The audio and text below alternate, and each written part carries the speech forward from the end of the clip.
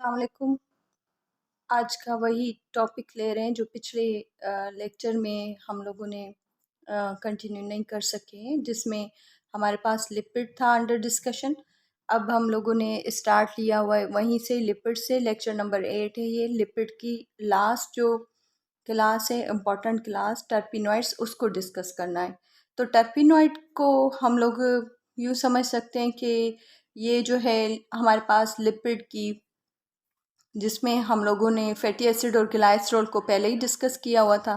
तो ये उसकी जो है लार्ज और इम्पॉर्टेंट क्लास है। अब टर्पिनॉइड हमेशा जो है वो बनाए जाते हमारे पास आइसोपेरेनॉइड यूनिट्स के, ठीक है। तो आइसोपेरेनॉइड में हमारे पास 5 कार्बन इन्वॉल्व होते हैं। यहाँ पर alternate single and double bond को शो करवाया हुआ है। यही 5 कार्बन मिलकर आइसोपेरेनॉइड यूनिट बनाता है, जिसमें तकरीबन 5 कार्बन और 8 हाइड्रोजन की इन्वॉल्वमेंट काउंट की जाती है।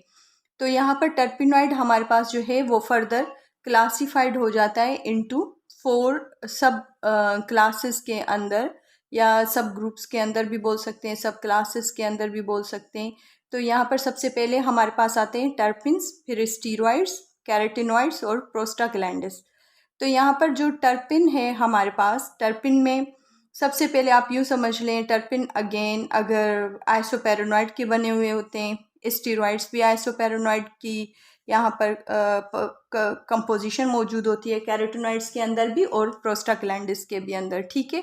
तो यहाँ पर हमारे पास जो टर्पिन है, सबसे पहली जो क्लास हम अंडर डिस्कशन लेकर आ रहे हैं, ये हमारे पास जो है इम्पॉर्टेंट क्लास ये भी कहलाती है। और प्लस में इसकी नेचर जो होती है वो वोलेटाइल नेचर होती है, यानी कि ये वोलेटाइल हो जाता है, हवा के अंदर फैल जाती है। दूसरा, ये इसकी जो नेचर है वो स्पेशली फ्रेगरेंस के अंदर जो होती है वो मोस्टली टर्पिन्स को यूज़ किया जाता है। अब एक दूसरी चीज़ भी देखते हुए चले यहाँ पर कि जो हमारे पास टर्पिन्स मौजूद हैं, ये टर्पिन्स जो होते हैं ये दरअसल आइसोपेरेनॉइड यूनिट्स के बने हुए होते हैं। आइसोपेरेनॉइड यूनिट्स में ये डाई टर्पिन्स भी काउंट किए जाते हैं और ट्राई टर्पिन्स भी काउंट किए जाते हैं। इसका मतलब है कि हमारे पास अगर 2 टर्पिन आपस में मिल गए तो ये टर्पिन्स की, आइसोपेरोनॉइड के 2 यूनिट मिल गए तो ये हमारे पास टर्पिन बना सकते हैं। और या फिर हम यूँ बोल सकते हैं कि ट्राई है, 3 मिल रहे हैं तो 3 की बहैसियत भी ये हमारे पास दरअसल टर्पिन को डिज़ाइन कर सकता है, ठीक है। आगे चल के हमारे पास नेक्स्ट जो क्लास आ रही है वो है स्टीरॉइड्स। अब स्टीरॉइड अगेन हमारे पास हार्मोन्स के अंदर हम लोग इसको पढ़ते हैं, जब एंडोक्राइन ग्लैंड्स वगैरह को अंडर डिस्कशन लेकर आते हैं हम लोग, तो मोस्टली वहाँ पर कंपोजिशन इनकी डिस्कस की जाती है। तो स्टीरॉइड जो है उनका जो न्यूक्लियस होता है वो तकरीबन 17 कार्बन का बना होता है। 17 कार्बन में हमारे पास नीचे मैंने एक रिंग स्ट्रक्चर आपके लिए यहाँ पर बनाया हुआ है, जिसको मैं दिखाती हुई चल रही हूँ आपको कि यहाँ पर देखें हमारे पास तकरीबन जो है वो 4 डिफरेंट रिंग स्ट्रक्चर है, जिसमें 4 के अंदर अरेंजमेंट जो है, जो 3 है, ABC, ये हेक्सागोनल रिंग स्ट्रक्चर है, जिसको हम लोग बोल सकते हैं कि 6 कार्बन की अरेंजमेंट है। बाकी जो 4th कार्बन लगा हुआ है, डी वाला स्ट्रक्चर, ये 5 कार्बन की अरेंजमेंट है। तो टोटल मिलकर यहाँ पर हमारे पास 17 कार्बन्स बनते हैं। आइसोपेरोनॉइड पर के यूनिट्स के ऊपर ये भी डिपेंडेड है और स्टीरॉइड के सिग्निफिकेंस हमारे हार्मोन्स के अंदर पाई जाती है। हमारे पास चौथी क्लास है टर्पिनॉइड्स की, जिसको हम लोग कैरोटिनॉइड्स बोलते हैं। ये हमारे पास पॉलीटर्पिन्स के अंदर पाई जाती है। अब देखिए पिछले रिकॉर्ड में हम लोगों ने ये चेक किया कि डाई टर्पिन भी थी, ट्राई टर्पिन भी थी। अब यहाँ पर आइसोपेरेनॉइड यूनिट्स तो मौजूद है, लेकिन ये आइसोपेरेनॉइड यूनिट जो है वो पॉलीटर्पिन्स की शक्ल में पाए जाते हैं। अब यहाँ पर अगर देखें तो इनके terminal ends, both terminal ends पर आइसोपेरेनॉइड की रिंग्स मौजूद होती हैं, ठीक है।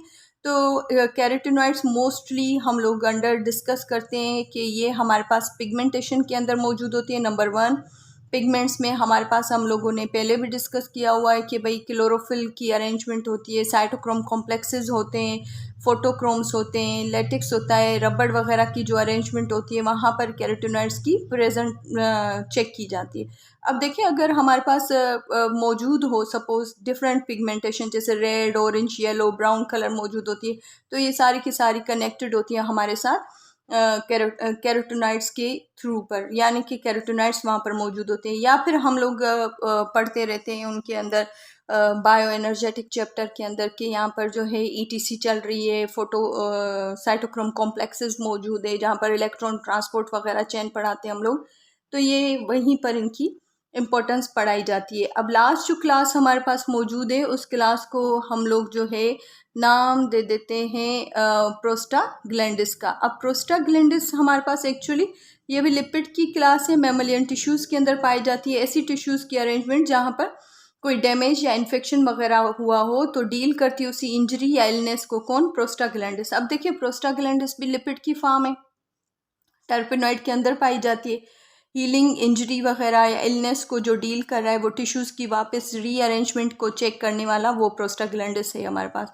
तो फिजियोलॉजिकली प्रोसेस के ज़रिए इन्फ्लेमेशन अगर हुई है, कहीं पर सेंसेशन पेन का डेवलप हो रहा है, ब्लड फ्लो में कहीं पर तंगी आ रही है, जिसका उसको रोकना होता है, या ब्लड क्लॉट वगैरह की फॉर्मेशन करनी होती है, इम्यूनिटी के अंदर होता है, induction of the labour pain है, तो ये सब के सब जो है अंडर कंट्रोल पर चलता है प्रोस्टाग्लैंडिस के। ठीक है, यहाँ पर हम लोग जो है इसी फीवर वगैरह अगर किसी को हो रहा है तो उस फीवर को रिड्यूस करना है तो वहाँ पर हम लोग क्या करते हैं, एस्प्रिन का यूज़ करते हैं। वो एस्प्रिन के यूज़ से वो पेन जो होता है या बुखार वाली सिचुएशन जो होती है वो रिड्यूस हो जाती है, डिपेंड होता है सिचुएशन के अंदर। तो इनहेबिट करता है डिफरेंट सर्कमटेंसेस को हमारी बॉडी के अंदर। तो ये थी हमारे पास इकोनॉमिक इम्पोर्टेंस भी बोल सकते हैं आप इसको, इम्पोर्टेंस भी बोल सकते हैं। लार्जेस्ट क्लास है हमारी टर्पिनॉइड की। तो टर्पिनॉइड्स को पढ़ने के बाद हमारे पास जो थर्ड पॉलीमर क्लास थी जिसको हम लोग बायोकेमिस्ट्री के अंदर पढ़ रहे थे वो हमारी कंप्लीट हो गई। तो यहाँ पर इस लेक्चर का इख्तिताम करते हैं। नेक्स्ट में इंशाल्लाह आगे हम लोग न्यूक्लिक एसिड को डिस्कस करेंगे। Okay, thanks.